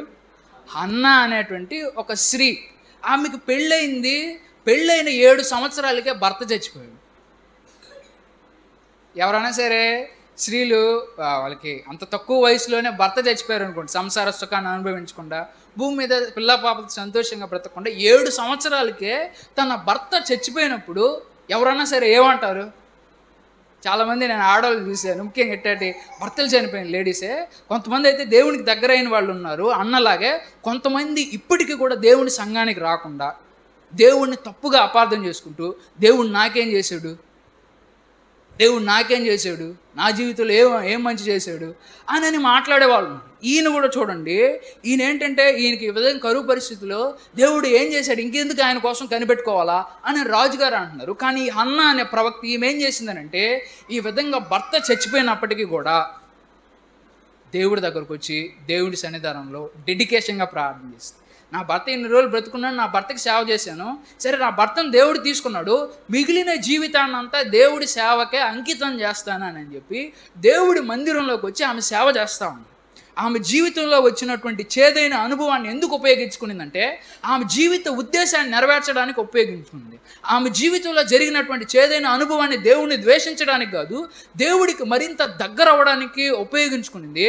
అట్లా ఆమె ఎంతకాలం సేవ చేసిందంటే అలా యవ్వనంలో అంటే ఒక 7 ఏళ్ళకి ఆమె చచ్చిపోయిందనంటే కన్యాత్మ మొదలుకొని ఆమె 25 ఏళ్ళ నుంచి అంటే 25 సంవత్సరాల నుంచి 84 సంవత్సరాల దాకా ఆమె సేవ చేస్తూనే ఉంది దేవుడి చర్చిలో. ఇంకా బయట గీటికి పోయేది లేదు, చర్చిలోనే ఉండి చర్చి పనులన్నీ కూడా చూసుకుంటా ఉంది.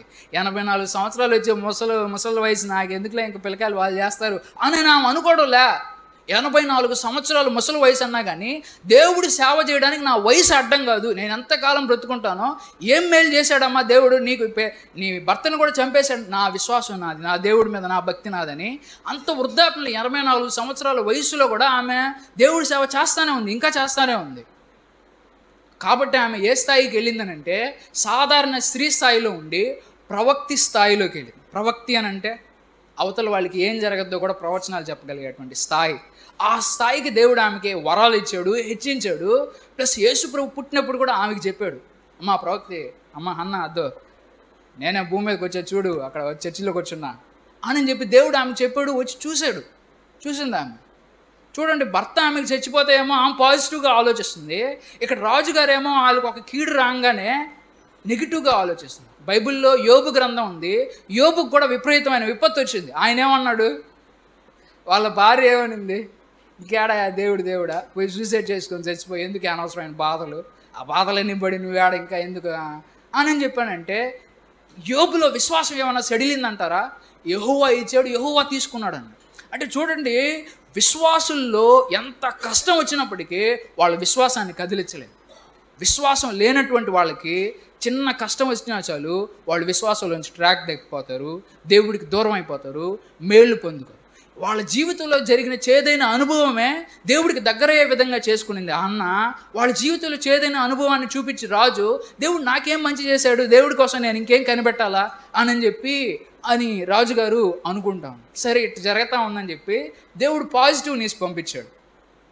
రాజుగారికి ఇట్లా జరిగింది కదా అని చెప్పి ఎలీషా అనే పాస్టర్ గారు ఉంటే, నువ్వు వెళ్ళి చెప్పు, రేపు ఈ ఉదయానికి మన ఊరి సెంటర్లో ఈ విధంగా ఎవల పిండి ఒక బుట్ట ₹1 అమ్ముతారు, ఒక బుట్ట ₹1 అమ్ముతారు, ఇంకోటి వేరే పిండి ఏదో అది 2 బుట్టలు అమ్ముతారు ₹1. చూడు ఎంత దర్జాగా రేపు ఉంటుందో అని చెప్పానంటే, రాజుగారి పక్కనే చాలా సీనియర్ ఆఫీసర్ ఒక ఆయన ఉన్నాడు. రాజుగారి పక్కనే చాలా ఇంపార్టెంట్ పర్సన్ అనమాట. రాజుగారికి అత్యంత సలహాదారుడు, మెయిన్ ఆయనే అనమాట రాజు సార్. ఆయన ఏమన్నాడనంటే చూడండి ఏమన్నాడు, 2 రాజులు 7వ అధ్యాయం 1-2 వచనం. అప్పుడు ఎలీషా రాజుతో ఇట్లనెను, యెహోవా మాట ఆలకించుము, యెహోవా సెలవిచ్చినదేమనగా రేపు ఈ వేళకు షోమ్రోను ద్వారముందు. షోమ్రోను అని అంటే మీకు సమరయ తెలుసు కదా, సమరయ అన్న షోమ్రోను అన్న ఒకటే. షోమ్రోన్ అనేది హెబ్రీ పదం, సమరయ అనేది గ్రీక్ పదం. షోమ్రోను ద్వారముందు ₹1 ఒక మానిక సన్నని పిండియు, ₹1 2 మానికల యవలును అమ్మబడును అని చెప్పి రేపు చూడు ఎంత ఆశీర్వాదం ఉండబోద్దో అని ఆ పాస్టర్ గారు చెప్పారు. అందుకు చూడండి, అందుకు ఎవరి చేతి మీద రాజు ఆనుకొని ఉండెనో ఆ అధిపతి, యెహోవా ఆకాశం మందు కిటికీలు తెరచినను అలాగు జరుగునా అని దైవజనునికి ప్రత్యుత్తరం ఇయ్యగా, అతడు, నీవు కన్నులారా దానిని చూచెదవు గాని దానిని తినకుందు అని అతనితో చెప్పెను. ఏం చెప్పాడు? ఇప్పుడైతే రేపు ఈ విధంగా దర్జాగా ఉండబోద్ది చూడు, ఇప్పుడు దాకా ఆకలితో అలమటిచ్చారు, ఈ రేపు అయితే ఏం చేస్తారంటే అంత ఇంక ఎక్కువ ఏం చేసుకోవాలో తెలియక తక్కువ రేటుకే కూరగాయలు అమ్మేస్తారు, తక్కువ రేటుకే సరుకంతా అమ్మేస్తారు. ఎందుకంటే వస్తువులు ఎక్కువైపోతే తక్కువ రేటుకే అమ్మేస్తారు కదా. అట్లాగే రేపు ఆ దర్జాగా అట్లా ఉండబోద్ది అని ముందు రోజు వాళ్ళు కరువుతూ ఉన్నారు, రేపు ఇట్లా ఉండబోద్ది అని చెప్పి రాజుగారు చెప్తే, ఆ రాజుగారి దగ్గర ఉండే అధికారి, దేవుడు ఆకాశంలోంచి కిటికీలు తీసినా అంత ఆశీర్వాదం రాదు, అంత మంచి రోజులు రావు అని నమ్మల. కాబట్టి దేవుడు ప్రవక్త ఏం చెప్పాడంటే, ఎలీషా ఏం చెప్పాడంటే, నువ్వు కళ్ళతో చూస్తావు కానీ తినలేవు, నువ్వు కళ్ళతో చూస్తావు కానీ ఎంజాయ్ చేయలేవు అని చెప్పాడు. ఎందుకని ఆ విధంగా దేవుడు ఆ వ్యక్తి ద్వారా చెప్పించాడు? విశ్వాసం లేకపోతే ఏం చేయలేము అన్నమాట. తర్వాత చూడండి ఏం జరిగిందో. ఆ తర్వాత ఏం జరిగిందనంటే, బయట ఈ సిరియా రాజు వాళ్ళందరూ కూడా ముట్టడి వేసి ఉన్నారు. వీళ్ళందరూ కూడా సెంటర్లో ఉన్నారు. అయితే ఇంకేం జరిగిందంటే బాగా విపరీతమైన కరువు వచ్చేసింది. ఏ రోజైతే రేపు ఈ విధంగా మీకు ఈ విధంగా జరగద్దు అన్నప్పుడు ఆ రోజు రాత్రి వచ్చేసింది. ఆ రోజు సాయంత్రం దాకా ఏ అద్భుతం జరగలేదు. సాయంత్రం వచ్చేసింది, చీకటి పడిపోయింది. చీకటి పడిపోయినప్పుడు ఊరికి కొంచెం దూరంలో పొలిమేరల్లో కుష్టి రోగులు ఉంటారు. వాళ్ళకు ఒక ఆలోచన వచ్చింది, మామ ఏడున్నా కానీ చచ్చిపోతాం, రేపు ఇంత ఆకలితో చచ్చిపోతాం, ఆడికి వెళ్ళినా వాళ్ళన్నా సరే, రాజులు అన్నా సరే, లేకపోతే మన సైన్యస్తులు అన్నా సరే మనల్ని చంపేస్తారు. ఇక్కడున్నా చచ్చిపోతాం, అక్కడికి వెళ్ళినా చచ్చిపోతాం. మనం ఏం చేద్దామంటే ఇక్కడుండి చచ్చిపోయే బదులు మన బార్డర్లో ఉండేటువంటి వాళ్ళు మనల్ని ఎవరైతే ముట్టడిచ్చారో వాళ్ళ దగ్గరికి వెళ్ళి వాళ్ళకి లొంగిపోదాం. వాళ్ళు చంపితే చంపుదాం, వాళ్ళు బతికిస్తే బతకనిద్దామని కుష్టి రోగులు ఏం చేశారు అంటే, ఇక్కడి నుంచి వెళ్ళి కొంతమంది ఒక నలుగురు ఉన్నారు అనుకుంటాను బహుశా, వాళ్ళు ఆ నలుగురు వెళ్ళి ఆ బయట ద్వారం దగ్గర ఉన్నట్టు అక్కడికి వెళ్ళారు. అయితే ఇక్కడ చూడండి, దేవుడు ఇక్కడే అద్భుతం చేశాడు. వీళ్ళు మామూలుగా నడుచుకుంటూ వెళ్తూ ఉంటే వాళ్ళందరికీ ఒక సౌండ్ వినపడింది. ఏంటా సౌండ్ అంటే, ఎన్నో వేల గుర్రాలు వాళ్ళ వైపుగా లగెత్తుకుంటూ వస్తున్నటువంటి సౌండ్ వినపడింది. ఏం వినపడింది? ఎన్నో వేల గుర్రాలు ఆ సైన్యం వైపు, సిరియా సైన్యం వైపు లగెత్తుకుంటా వస్తున్నాయనే సౌండ్. అంత పెద్ద సౌండ్ వినగానే అందరికి భయం వేసింది. ఏందిరా నాయన, ఇన్ని గుర్రాలు ఎంతమంది వస్తున్నారా? అయ్యా, ఇస్రాయేల్ రాజు ఆ చుట్టుపక్కల ఉన్న వాళ్ళందరినీ కూడా మిత్ర దేశాలన్నింటిని కూడా కలుపుకొని మన మీద అటాక్ చేయబోతున్నాడేమోరా, వెంటనే ఇక్కడి నుంచి వెళ్ళిపోవాలి, మన ప్రాణాలను మనం కాపాడుకోవాలని చెప్పి సిరియా దేశం చుట్టుపక్కల ఉన్న వాళ్ళందరూ కూడా ఏం చేశారంటే, వాళ్ళ అక్కడ టెంట్ వేసుకున్న టెంటు, వాళ్ళ పశువులు, వాళ్ళ గుడ్డలు, వాళ్ళ బట్టలు, వాళ్ళ ఆహార పదార్థాలు అన్నీ ఆడే వదిలేసేసి వాళ్ళ ప్రాణాలు కాపాడుకోవడం కోసం దూరంగా పరిగెత్తుకుంటూ వెళ్ళిపోయారు. ఇంకా ఆడెవరన్నా శత్రువులు ఉన్నారా? ఎవ్వరు లేరు. దేవుడు అద్భుతం చేశారు. అయితే వీళ్ళకి ఇంకా తెలియలేదు, ఎందుకంటే సౌండ్ వీళ్ళకి వినపడలేదు కాబట్టి. సరే వీళ్ళు వెళ్ళారు, చూశారు, అక్కడ ఎవ్వరు లేరు. ఏందిరా ఎవ్వరు లేరా, ఏదో ఉన్నారని మనం ఇన్ని రోజులు భయపడి ఆకలితో చస్తా ఉన్నాం కదరా అని అనుకుని, సరేలే ఏదైతే అదైందని చెప్పి ఒక మంచి టెంట్లోకి వెళ్ళి అక్కడ ఉండే ఆహార పదార్థాలు, అక్కడ ఉండే బంగారం, అక్కడ ఉండేటువంటి వెండి అవన్నీ కూడా తీసుకుంటా ఉన్నారు. ఏడన్నా దాపెట్టేద్దాం రా అని చెప్పి ఏడన్నా దాపెడతా ఉన్నారు. ఒక చోట దాపెట్టారు. రెండో రౌండ్ వచ్చారు, రెండో రౌండ్ కూడా తీసుకున్నారు. రెండో రౌండ్ కూడా ఇంకేడన్నా దాపెడతాలా అని చెప్పి దాపెట్టుకుంటా ఉన్నారు. అయితే ఇట్లా దాపెట్టుకుంటా ఉంటే మళ్ళీ వాళ్ళు వచ్చేస్తారా, మళ్ళీ వాళ్ళు వచ్చేసి మనం అటాక్ చేశారంటే మనం చచ్చిపోతాం, రాజుగారు కూడా మనల్ని అడతారు, ఈ విషయం మాకు ఎందుకు చెప్పలేదు, మనం ఏం చేద్దాం అంటే ఇటు దాచి పెట్టుకోవడం కరెక్ట్ కాదు, మనం వెళ్ళి రాజుగారితో చెప్దాం రా అని చెప్పి ఆ కుష్ఠరోగులు అందరూ కూడా రాజుగారు ఉండేటువంటి ప్యాలెస్ దగ్గరికి వెళ్ళి చెప్తారనమాట. అక్కడ ప్యాలెస్కి వెళ్ళగానే రాత్రిపూట కదా, రాజుగారు లోపల నిద్రపోతా ఉన్నాడు, బయట వాచ్మ్యాన్ ఉన్నాడు, ఆ గేట్ కీపర్, రాజు బంట్లు వాళ్ళందరూ కూడా ఉన్నారు. అప్పుడు చెప్పాడు, అయ్యా మేము ఇట్లా వెళ్ళాము, ఆడు మనకు వాళ్ళు ఉన్నారు కదా, మన చుట్టుపక్కల ముట్టడేశారు కదా, ఆడు చూస్తే ఆడేం లేదు, అంత సైన్యం అంతా ఏం లేదు, ఆహార పదార్థాలు అంతా ఖాళీగా ఉంది అని చెప్తే ఆ ద్వారపాలకులు వాళ్ళందరూ కూడా రాజుగారికి చెప్తారు. అప్పుడు చూడండి భయపడేవాడు మళ్ళీ ఎట్టా ఆలోచించాడు. ఈ విధంగా చెప్పినప్పుడు, రాయా మనం వెళ్ళి అక్కడంతా ఆహారం తిని బతకదామా అని చెప్పానంటే, రాజుగారు చూడండి ఏం చెప్పాడనంటే, అరే పిచ్చోళ్ళరా మీరా, వాళ్ళు తెలివి తక్కువ వాళ్ళు అనుకుంటున్నారు మీరు, వాళ్ళు తెలివిగా ఒక స్ట్రాటజీ చేశారు.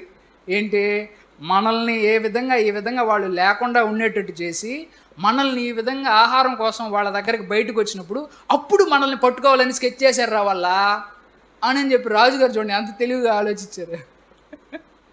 ఎందుకు ఇట్లా ఆయన మళ్ళీ నెగిటివ్గా ఎందుకు ఆలోచిస్తూ ఉన్నాడు? ఆయన ఎట్లా ఆలోచించాలి? అరే నిన్నటి దినం పాస్టర్ గారు చెప్పారు ఏమని, రేపటి దినం ఈ విధంగా ఆహారం దొరకద్ది, ఐశ్వర్యం దొరకద్ది, ఈ విధంగా దొరకద్దని చెప్పాడు. బహుశా ఈ గుడ్ న్యూస్ ద్వారానే జరగద్దేమో అని నేను అనుకోవాలి కదా రాజుగారు. ఆయనకి నమ్మకం లేదు, దేవుడు చెప్పే ఏ మాటల మీద కూడా నమ్మకం లేదు, చర్చిలో చెప్పే ఏ మాటల మీద నమ్మకం లేదు. కాబట్టి మళ్ళీ ఆయన యథాకాలం పాత జీవితంలో లెక్క ఏ విధంగా ఉంటుందో అదే నెగిటివ్ థింకింగ్తో, అదే నెగిటివ్గా ఆలోచించి అరే అక్కడికి వెళ్తే చంపేస్తాం. ఇక చివరికి జనాలకు కూడా ఒక అధికారికి, సార్ ఆడికి వెళ్ళినా చచ్చిపోతాం, వెళ్ళకపోయినా చచ్చిపోతాం, మీరేం చేస్తారు, ఇంకా 5 గుర్రాలు ఉన్నాయి మన దగ్గర, ఆ 5 గుర్రాల్లో మనుషులను పంపిస్తే వాళ్ళన్నా వెళ్ళి చూసి చెప్తారు సార్ మనకు వాళ్ళకి నిజంగా ఆడ ఉన్నారో లేదా, 5 గుర్రాల్లో ఒక 10-4 మనుషులను పంపించండి సార్ అని నేను చెప్తే, అప్పుడు రాజుగారు ఏం చేస్తారంటే 5 గుర్రాలు ఉంటే 2 గుర్రాలు పంపిస్తారు. ఎన్ని గుర్రాలు పంపిస్తారు? 2 గుర్రాలు పంపిస్తారు. వెళ్తారు, చెక్ చేస్తారు, తెలుసుకుంటారు, ఆడంతా ఖాళీగానే ఉంచారంటారు, వస్తారు, రాజుగారితో చెప్తారు. ఈ విషయం జనాలందరికీ తెలిసిపోద్ది, అక్కడ ఆహారం ఉందనగానే వెంటనే జనాలందరూ కూడా ఎగబడిపోతారు. ఎగబడి పోతా ఉండే సమయంలో ఈ అధికారి, ఏ అధికారి, అబ్బా ఆకాశంలోంచి దేవుడు గేట్లు తీసినా అంత అంత ఆహారం అంత వస్తుందా అని ఆయన్ని, ఈయన మెయిన్ అధికారి, మెయిన్ ఆఫీసరు, ఈయన ఏం చేశాడంటే జనాలు కంట్రోల్ చేయరా, ఆడ ద్వారం దగ్గర నిలబడి వాళ్ళని కంట్రోల్ చేయాలని ఈ రాజుగారు ఈ అధికారిని ఆడకి పంపిస్తారు. జనాలు తొక్కిసలాటలో ఆ వ్యక్తి చచ్చిపోతాడు. ఎవరు? ఏ వ్యక్తి అయితే విశ్వాసం లేకుండా ఉన్నాడు, ఏ వ్యక్తి అయితే దేవుడు నిజంగా ఏడద్భుతం చేస్తాడు అని మాట్లాడినటువంటి ఆ వ్యక్తి ఏం చేశాడనంటే ఆ తొక్కిసలాటలో జనాలు కంట్రోల్ చేయలేక అక్కడ వాళ్ళు చనిపోయారు. అంటే మనలో విశ్వాసం లేకపోతే మనం చచ్చిపోతాం అని నేను చెప్పడం లే. విశ్వాసం లేకపోతే ఏది కూడా జరగదు. అంటే ఆయన కళ్ళతో చూశాడు, జనాలందరూ కూడా ఈ విధంగా దర్జాగా తినడం తాగడం చూశారు, కానీ ఆయనకి తినే భాగ్యం లేకుండా పోయింది. కాబట్టి విశ్వాసం లేకపోతే ఏమవుతుందంటే మన జీవితంలో దేవుడు ఏదో మేళ్ళు చేస్తాడు, అద్భుతాలు చేస్తాడని అవన్నీ ఉత్త మాటలు, గాలి మాటలు లాగానే ఉంటాయి. కాబట్టి మనం ఏం చేయాలనంటే దేవుడు మన జీవితంలో అద్భుతం చేస్తాడనే దాన్ని మనం నమ్మాలి. బైబిల్లో ఒక జకర్యా అనే వ్యక్తి ఉన్నాడు. ఈయన కూడా పాస్టర్. ఎవరైనా ఆయన కూడా ఒక పాస్టర్. ఆ కాలంలో జకర్యా అనే ఆయన చర్చిలో వచ్చి ధూపం వేస్తూ ఉంటారు. చర్చిలోకి వచ్చి ధూపం వేస్తూ ఉన్నాడు. అయితే ఉన్నట్టుండి పరలోక రాజ్యం నుంచి ఒక దేవదూత, ఎవరు? మరియ దగ్గరకు వచ్చిన దేవదూత ఈ జకర్యాతో కూడా మాట్లాడాడు. ఈయన ప్రార్థన చేస్తూ ఉంటాడు. రోజు ఏమని ప్రార్థన చేస్తూ ఉంటాడంటే, అయ్యా మాకు పిల్లోడిని అయ్యా, అయ్యా మాకు పిల్లోడిని అయ్యా, అయ్యా మాకు పిల్లోడిని అయ్యా అని రోజు ప్రార్థన చేస్తుంటారు. ఎవడైనా పాస్టర్ గారు దేవుడికి ప్రార్థన చేస్తూ ఉన్నాడు, మాకు పిల్లోడిని అయ్యా. వయసు అంతా వృద్ధాప్యం వచ్చేసింది. అంటే బహుశా ఒక 60-70 సంవత్సరాలు ఆయనకు వచ్చేసి ఉండొచ్చు. అంత వృద్ధాప్యం ఉన్నా కానీ విశ్వాసంతో ప్రార్థన చేస్తూ ఉన్నాడు. చేస్తున్నాడా లేదా? చేస్తానే ఉన్నాడు. కాబట్టి పరలోక రాజ్యం నుంచి ఒక గాబ్రియల్ దూత వచ్చింది. లూకా సువార్త 1వ అధ్యాయము 13వ వచనం చదువుతున్నాను చూడండి. అప్పుడు ఆ దూత అతనితో, జకర్యా భయపడకుము, నీ ప్రార్థన వినబడినది, నీ భార్య అయిన ఎలిజబెతు నీకు కుమారుని కనును, అతనికి యోహాను అని పేరు పెట్టుదువు. దూత ఏం చెప్పాడు? జకర్యా భయపడొద్దు, నీ ప్రార్థన వినపడింది అని అంటున్నాడు. అంటే జకర్యా చేసే ప్రార్థన దేవుడికి వినపడిందా? అవును, వినపడింది. నీ కుమారుడు పుడతాడు అని అంటే ఈయనేమన్నాడు చూడండి. తిరిగి 20వ వచనంలో చదువుతున్నాను. 20వ వచనంలో, మరియు నా మాటలు వాటి కాలమందు నెరవేరును, నీవు వాటిని నమ్మలేదు గనుక ఈ సంగతులు జరుగు దినము వరకు నీవు మాటలాడక మౌనివై ఉండు అని అతనితో చెప్పాను. అయితే ఎప్పుడైతే గబ్రియల్ దూత ఈ విధంగా వచ్చి నీకు ఒక బిడ్డ పుట్టబోతున్నాడు అని అంటే అప్పుడు దాకా ప్రార్థన అయితే చేస్తున్నాడు, కానీ నీకు బిడ్డ పుట్టబోతున్నాడు అని అంటే ఆయన నమ్మలా. ప్రార్థన చేస్తూ ఉన్న వాళ్ళు కూడా నమ్మరా? విశ్వాసం ఉండదా? వాళ్ళకి కూడా ఉండదు. ఏదో నామకార్థంగా చేస్తూ ఉంటారు.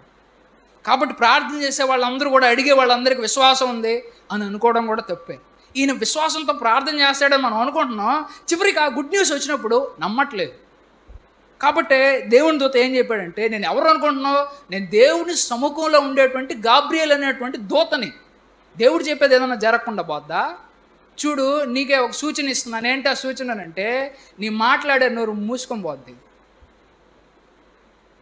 నీ భార్య యొక్క గర్భం తెరుచుకుంటుంది. నీ భార్య గర్భం తెరుచుకుంటుంది అనడానికి నీకు సూచన ఏదంటే నీ నోరు మూసుకోపోవడమే. భలే సూచన ఇచ్చాడు కదా.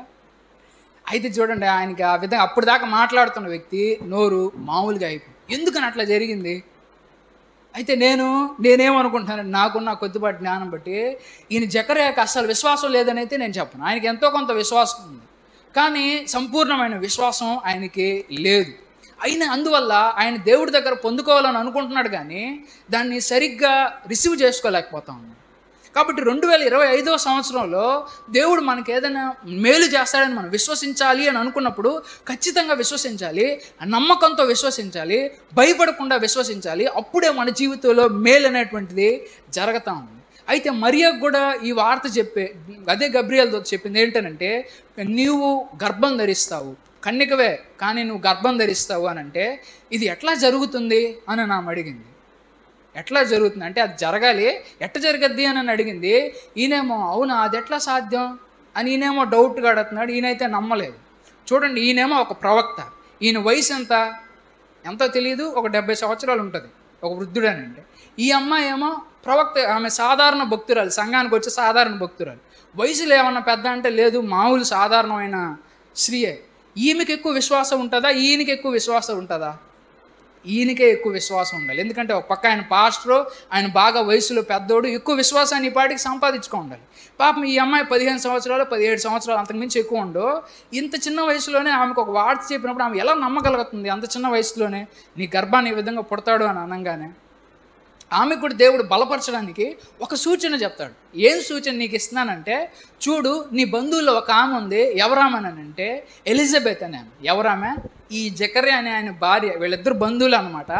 ఆమె చాలా వృద్ధురాలు, అంటే ఆమె అవ్వ అనొచ్చు. ఆ అవ్వకి బిడ్డ పుట్టబోతున్నాడు, అంటే నీ కడుపున బిడ్డ పుట్టలేడా అనని ఈ గబ్రియల్ అనే దూత మరియకి ఒక సూచన ఇచ్చింది.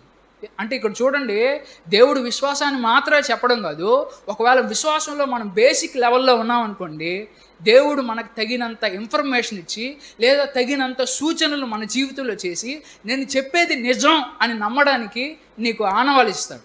ఏమిస్తాడు? ఆనవాళ్ళు ఇస్తాడు. అయితే దేవుడు డిఫరెంట్గా ఒక్కొక్క మనిషిని ట్రీట్ చేస్తాడు. ఇప్పుడు చూడు, మరియా అంటే చాలా చిన్న వయసు, అప్పటికే పాప మనకు అంత విశ్వాసం ఆమె నేర్చుకో ఉండదు. కానీ ఈయన పాస్టర్, అయినా కథ పాస్టర్ ఆయన, ప్లస్ వయసులో చాలా పెద్దోడు.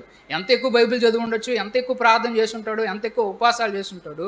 కానీ ఈయనకు కూడా సంపూర్ణ విశ్వాసం లేదు, ఎంతో కొంత విశ్వాసం మాత్రమే ఉంది. అయితే దేవుడు ఆయన్ని శిక్షించాడు. ఎట్లా శిక్షించాడంటే, నోరు కొద్ది రోజులు మూసేశాడు. అంటే ఎప్పుడు దాకా అయితే నీకు బిడ్డ పుట్టబోతాడో అప్పుడు దాకా, అంటే ఆ 9 నెలలు నోరు గమ్ముగా మూసుకొని పోయింది.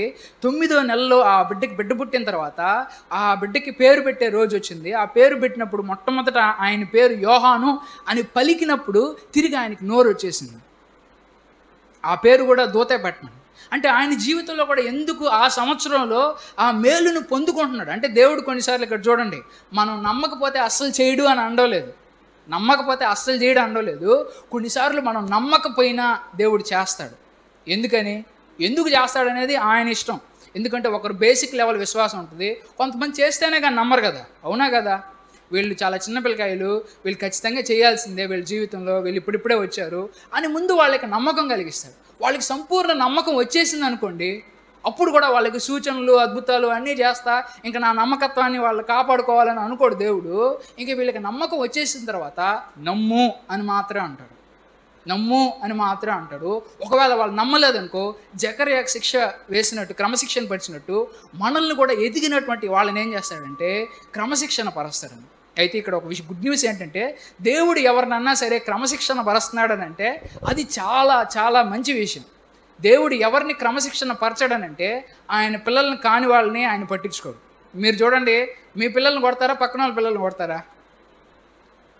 దేవుడు ఒక వ్యక్తికి విశ్వాస లోపం ఉన్నప్పుడైనా సరే, ఆ జీవిత వ్యయంలో వ్యక్తుల్లో లోపం ఉన్నప్పుడైనా సరే సరి చేస్తున్నాడనంటే ఆ వ్యక్తి పరలోక రాజ్యం వచ్చేవాడని, ఆ వ్యక్తి దేవుని పిల్లవాడు అని, ఆ వ్యక్తి దేవుని బిడ్డ కాబట్టే ఆ వ్యక్తి జీవితంలో దేవుడు ఈ విధమైనటువంటి కొన్ని చేస్తాడు. ఎందుకంటే నా పిల్లోడిని నేను కొట్టుకోకపోతే ఇంకెవరు కొడతారు? వాడు నా పిల్లోడు కాదు, వాడు సాతాను సంబంధి, వాళ్ళు పోతారులే, రేపు పెట్టడం అంత బాధలు పడాలి, ఇప్పుడే ఎందుకోండి బాధలు పెట్టడం అని అనుకుంటాడు దేవుడు. కాబట్టి దేవుడు మనకు ఒక క్రమశిక్షణ విధిస్తున్నాడని అంటే మనల్ని మంచి మార్గం తీసుకోవడానికే, అంటే మనల్ని దేవుడు ఆయన మార్గంలోనే ఆయన తీసుకొస్తాడు. బహుశా 2025వ సంవత్సరంలో మనలో ఉండే అల్ప విశ్వాసాన్ని బట్టి దేవుడు ఈ విధమైనది మన జీవితంలో జరగచ్చు. అయితే వచ్చే ప్రతి దాని నుండి దేవుడు రక్షిస్తాడని జ్ఞాపకం చేసుకోండి.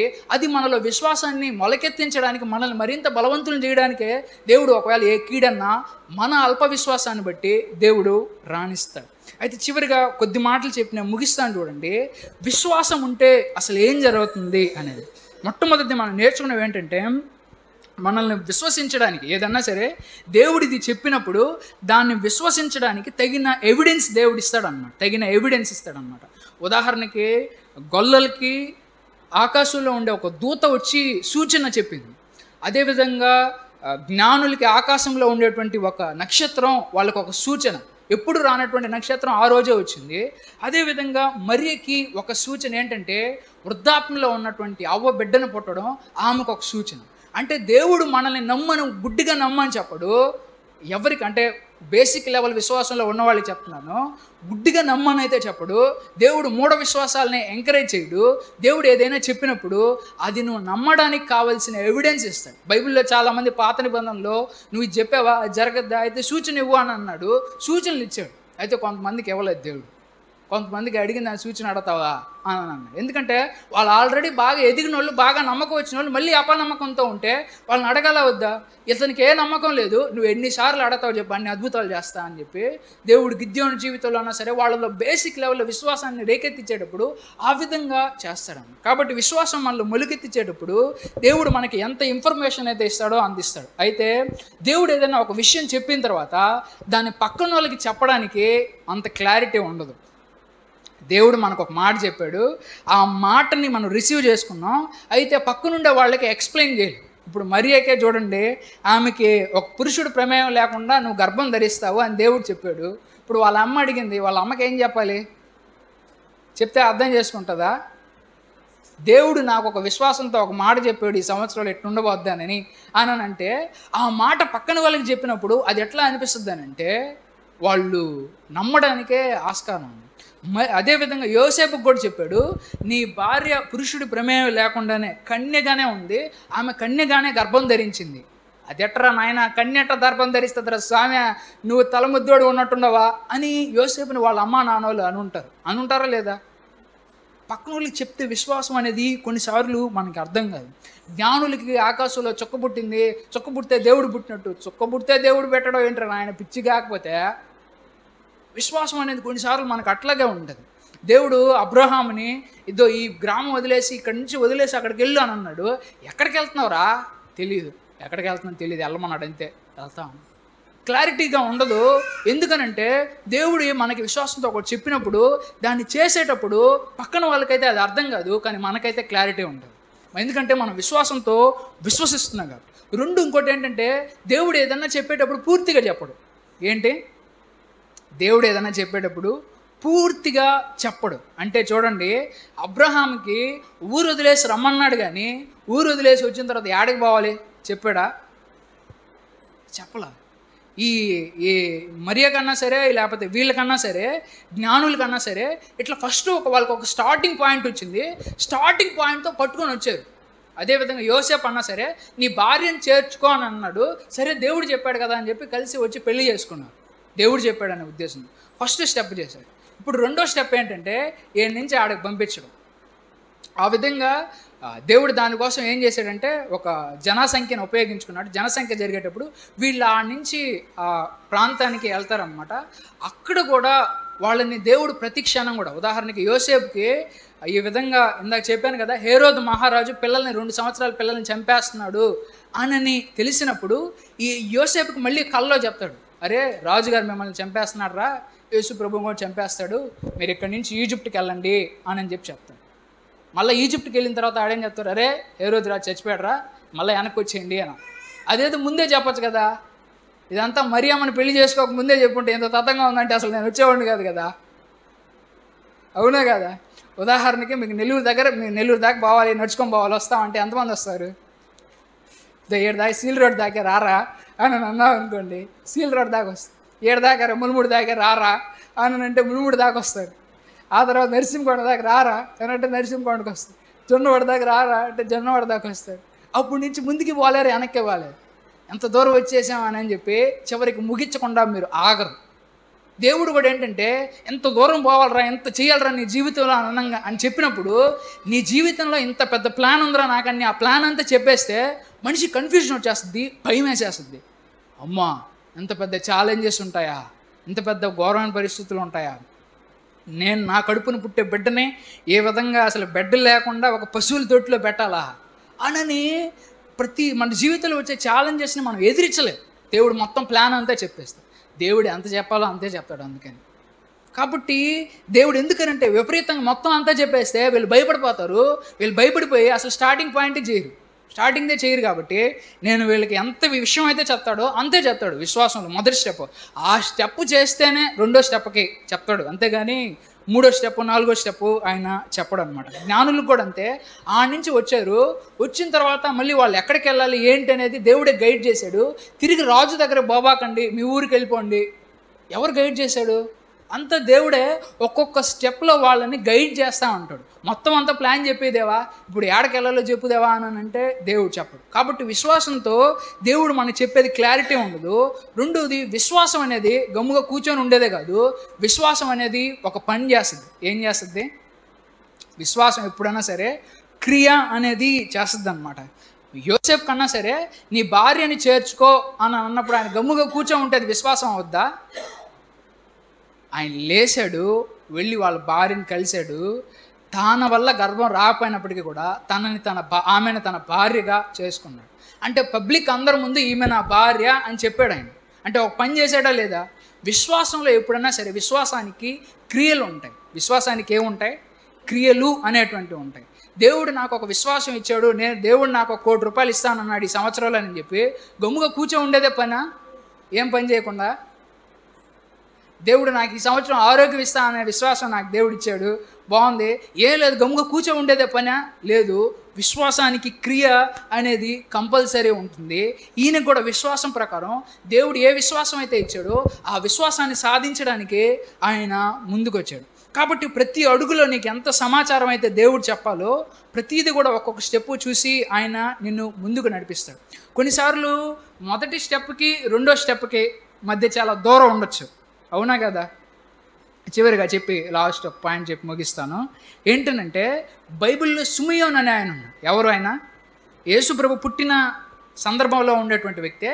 ఈయనకు కూడా చాలా రోజుల ముందు దేవుడు ఒక మాట చెప్పాడు. ఏంటంటే నువ్వు యేసు ప్రభువుని చూడకుండా చచ్చిపోవు అని అన్నాడు. ఏమన్నాడు? యేసు ప్రభువుని చూడకుండా చచ్చిపోవు. అదేంటది? వాగ్దానమా కాదా? మీరు ఈరోజు ఏం తీసుకోబోతున్నారు? వాగ్దానమా కాదా? గతించిన సంవత్సరాలు మీరు వాగ్దానాలు తీసుకున్నారా లేదా? ఆయనకు కూడా ఒక వాగ్దానం ఇచ్చాడు. యేసు ప్రభువుని చూడకుండా, నీ కంటితో చూడకుండా నువ్వు చచ్చిపోవాలని అన్నాడు. అది పెద్ద వాగ్దానమా కాదా? ఈ లోపల ఆయనకి ఎన్ని అనారోగ్యాలు వచ్చి ఉండొచ్చు, ఎంతమంది ఒకవేళ ఆయన చంపాలని అటాక్ చేస్తుండొచ్చు. ఆ అటాక్లన్నిటికీ కూడా ఒకే ఒక్క వాగ్దానం ఆయనకి బలం. ఏంటనంటే దేవుడు యేసు ప్రభువుని చూడకుండా నేను చచ్చిపోనాను అన్నాడు. ఎంతమంది నన్ను నా మీద అటాక్ చేసిన, ఎన్ని కరోనా వైరస్లు నా మీద అటాక్ చేసినా కానీ దేవుడిచ్చిన వాగ్దానం నా దగ్గర ఉంది. ఏంటా వాగ్దానం అంటే యేసు ప్రభువుని చూడకుండా నేను చచ్చిపోవాలి. ఇంకా నేను యేసు ప్రభువుని చూడలేదు కాబట్టి నేను ఇంకా బ్రతికే ఉంటా అనే విశ్వాసం ఆయనకి ఎక్కడి నుంచి వచ్చిందంటే ఆ దేవుడిచ్చిన వాగ్దానాన్ని బట్టి ఆయనకు వచ్చిందన్నమాట. వాగ్దానాన్ని నమ్మాడు. చూడండి, ఆ వచనం చదివి నేను ముందుకెళ్తాను. లూకా సువార్త 2:26 దేవుడు మళ్ళీ ఈయనతో మాట్లాడుతూ ఉన్నాడు. ఈయనతో మాట్లాడే విధానం చూడండి, వేరుగా ఉంటుంది. ఎందుకంటే ఈయన ఒక ప్రవక్తనంటే ఆయన ఒక మంచి లెవెల్, విశ్వాసంలో మంచి లెవెల్ అన్నమాట. ఆయన లూకా 2:26 అతడు ప్రభు యొక్క క్రీస్తును చూడక మునుపు మరణము పొందడని అతనికి పరిశుద్ధాత్మ చేత బయలుపరచబడి ఉండెను. ఎవరి చేత బయలుపరచబడిందంట? పరిశుద్ధాత్మ దేవుడు ఎక్కడ ఉంటాడు? మనలో ఆయన ఉంటాడు అన్నమాట. చూడండి, తర్వాత ఆత్మవశుడై అతడు దేవాలయంలోనికి వచ్చాను. ఎందుకు వచ్చాడు? ఆత్మవశుడే వచ్చాడు. ఎందుకు అయితే ఇన్ని సంవత్సరాలకి ఆయనకు ఒక వాగ్దానం ఇచ్చాడు, యేసు ప్రభువుని చూడకుండా చచ్చిపోవని. ఇప్పుడు యేసు ప్రభు వచ్చాడు. యేసు ప్రభు వచ్చాడు, చెల్లి చూడరా అని పరలోక రాజ్యం నుంచి గాబ్రియేల్ దూతను పంపించలా దేవుడు. ఎవరిని ఎట్లా చెప్పాడు? ఆయనకి ఆత్మవశుడే అంటే ఆత్మ ప్రేరణతో లోపల ఉండేటువంటి ఆ దేవుని యొక్క ఆత్మ ఆయనలో ఉంది కాబట్టి, ఆయన ఆల్రెడీ ప్రవక్త కాబట్టి దేవుడు చెప్పాడు, వెళ్ళు చర్చిలోకి వెళ్ళు. అదో ఆయనే యేసు ప్రభు అని అనగానే ఆయన నమస్కరించుకున్నాడు, ఆయన పూజించాడు. వాళ్ళ తల్లికి కొన్ని మాటలు చెప్తాడు, కొన్ని ప్రవచనాలు చెప్తాడు. కాబట్టి దేవుడు విశ్వాసంలో ఏముంటుందంటే ఎదురు చూడడం ఉంటుంది. ఏముంటుంది? దేవుడు చెప్పాడు ఇది ఎప్పుడు జరగద్దురా నాయన, ఏడ జరగద్దులే అని ఆయన ఏ రోజు అవిశ్వాసంతో ఉండలేదు. ఒకవేళ ఆయన జీవితంలో వచ్చిన ప్రతి కష్టాలు ఆయన భయపడతా ఉన్నాడంటే ఆయన వాగ్దానాన్ని నమ్మనట్టే. అది అప్పుడు దేవుడు ఆయన జీవితంలో ఆ వాగ్దానం చేయాల్సిన అవసరం లేదు. చేస్తే చేయొచ్చు, అది ఆయన ఇష్టం, దేవుడి ఇష్టం. దేవుడు ఒక్కో మనిషితో ఒక్కోలాగా హ్యాండిల్ చేస్తాడు. కాబట్టి విశ్వాసం ఏం చేస్తుంది అంటే మొదటి స్టెప్కి రెండో స్టెప్కి దేవుడు ఏదన్నా చెప్పేటప్పుడు ఆ మాటల గ్యాప్లో దేవుడు చెప్పిన దాన్ని అట్టే పట్టుకొని ఉంటుంది. చివరిది విశ్వాసం ఏం చేస్తుందంటే సహవాసంలో ఆనందిస్తుంది. ఏం చేస్తుంది? సహవాసంలో ఆనందిస్తుంది. ఉదాహరణకి ఇప్పుడు చాలా పార్టీలు ఉంటాయి. వైఎస్ఆర్సీపీ పార్టీ అన్నా సరే, టీడీపీ పార్టీ అన్నా సరే, లేకపోతే బీజేపీ పార్టీ అన్నా సరే ఉంటాయి. ఇప్పుడు వైఎస్ఆర్సీపీ పార్టీ వాళ్ళందరూ ఇంకొక వైఎస్ఆర్సీపీ పార్టీ వాళ్ళు దొరికారు అనుకోండి, ఆనందిస్తారా? ఆనందించరా? అంటే ఒకటే విశ్వాసం వాళ్ళు. ఏంటా విశ్వాసం? ఈ గవర్నమెంట్ అయితే మంచి చేస్తుంది, ఈ తెలుగుదేశం గవర్నమెంట్ అయితే మంచి చేస్తుంది. ఒకటే విశ్వాసం ఉన్నవాళ్ళు ఒకచోటే చేరినప్పుడు అప్పుడు వాళ్ళకి ఏమొస్తుంది అంటే ఆనందం వస్తుంది. వాళ్ళ పార్టీ గురించి వాళ్ళు గొప్పలు చెప్పుకుంటూ ఉంటారు. వాళ్ళు ఒకరు చెప్పుకొని వాళ్ళు ఆనందిస్తూ ఉంటారు. అదేవిధంగా దేవుడి మీద విశ్వాసం ఉన్న వాళ్ళందరూ కూడా ఒక చోట కలుసుకుంటున్నారు అని అనగానే విశ్వాసం ఉన్న వాళ్ళందరికీ ఏమొస్తుంది అంటే ఆనందం వస్తుంది. ఏమొస్తుంది?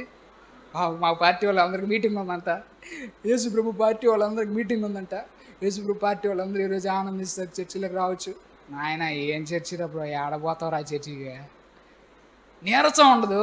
ఎందుకనంటే విశ్వాసం లేకపోతే మనలో ఆ నిరుత్సాహం అనేది ఉండదు. కానీ వీళ్ళు చూడండి, లూకా 1వ అధ్యాయం 43-44 వచనంలో మరియా ఎలిజబెత్ని కలిసినప్పుడు ఇట్లా మాట్లాడుకుంటున్నారు.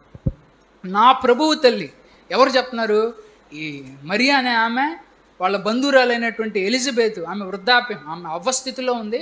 ఆమెకు బిడ్డ పుట్టినప్పుడు ఈ మరియా ఆమె దగ్గరికి వెళ్తుంది, దూత చెప్పింది కాబట్టి వెళ్ళాలని చెప్పి వెళ్తా ఉంది. వెళ్ళినప్పుడు నా ప్రభువు తల్లి నా వద్దకు వచ్చుట నాకెలాగూ ప్రాప్తించాను. అక్కడ ట్రాన్స్లేషన్లో మీరు చూస్తే ఏమని ఆ మాటకు అర్థం ఏంటంటే, నా ప్రభువు తల్లి అంటే ఎవరో ఒక 17 ఏళ్ళ అమ్మాయి నా దగ్గరికి రావడానికి నేనంత భాగ్యవంతురాలని, ఒక ముసల్దాన్ని నా దగ్గర రావడానికి అని మరియని వయసు తక్కువ అన్న హైలైట్ చేస్తుంది. ఇదిగో నీ శుభదినమున నీ శుభవచనము నా చెవిని పడగానే నా గర్భంలోని శిశువు ఆనందంతో గంతులు వేశాను. ఎప్పుడైతే నువ్వు ఎలిజబెత్ అని అన్నావో అప్పుడు నా గర్భంలో ఉండే శిశువు కూడా ఆనందించాడు.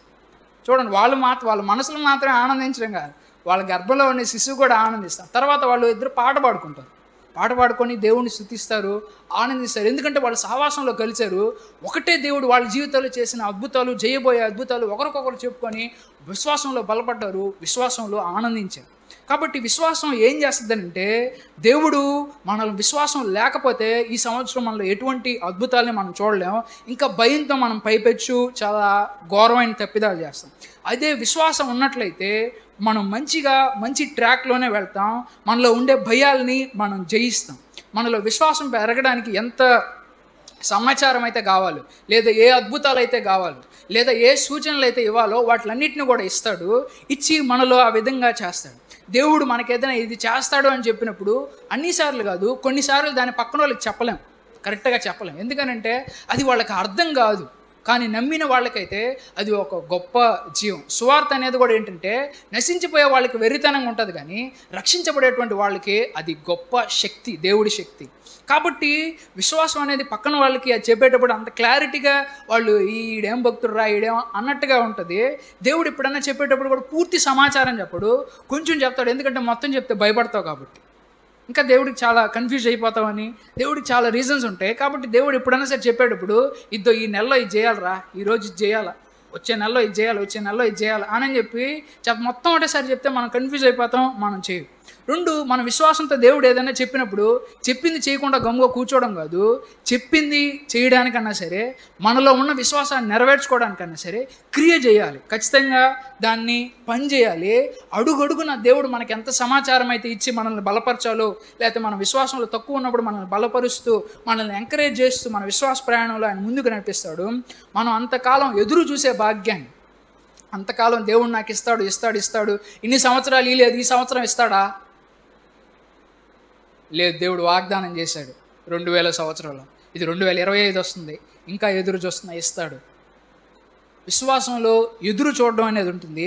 ఈయనకి ఎప్పుడో వాగ్దానం చేశాడు, అప్పటిదాకా దేవుడిని నా కంటితో చూస్తానని ఆయన సుమేయోనని ఆయన ఎదురు చూశాడు. విశ్వాసంలో ఏముంటుందనంటే సహవాసంలో ఆనందించడం. కాబట్టి ఒకసారి మనల్ని మనం ప్రశ్నించుకుందాం, చిన్న ప్రార్థన చేసుకుందాం. అందరూ కూడా తలలు ఉంచినట్లు చిన్న ప్రార్థన చేసుకుందాం. ఒకసారి మన హృదయాన్ని మనం అడుగుదాం, నిజంగా నేను రాబోయే సంవత్సరం నా జీవితంలో మంచి జరగద్ది, రాబోయే సంవత్సరం దేవుడు నాకు మేలు చేస్తాడు అని నిజంగా మనం నమ్మగలుగుతున్నామా?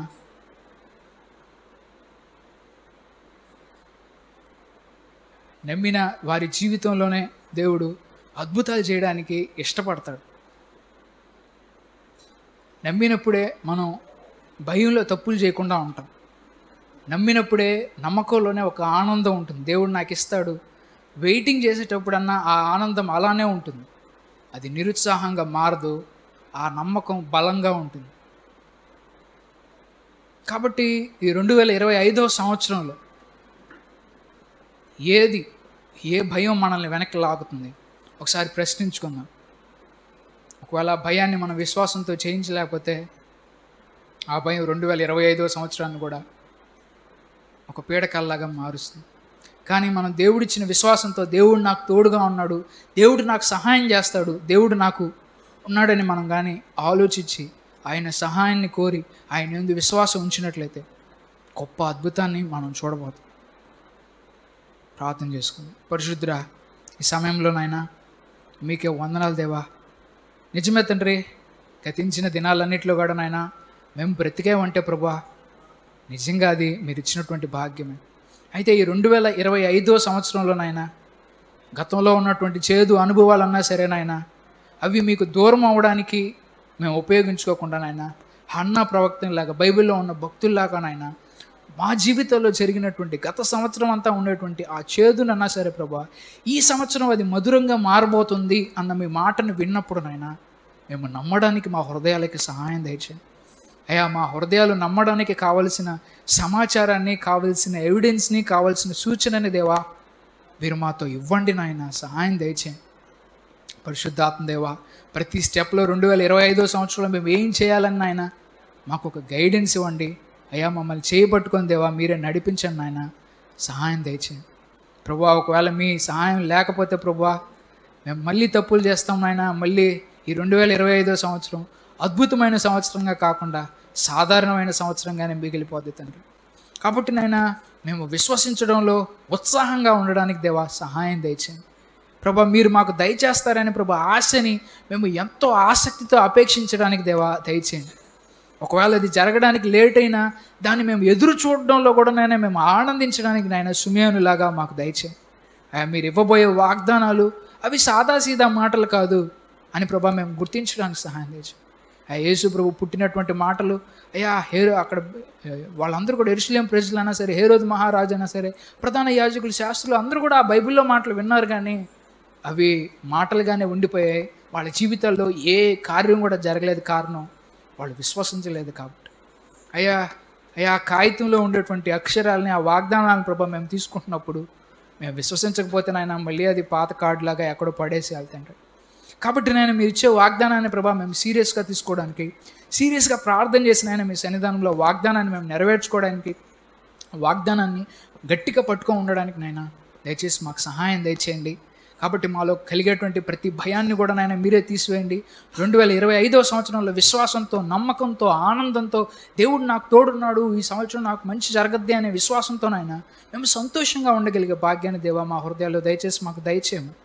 ఈ మనవులన్నీ ప్రభువైనటువంటి యేసుక్రీస్తు నామంలో ప్రతిమలాడి గోజారు వేడుకుంటున్నాం తండ్రి, ఆమేన్.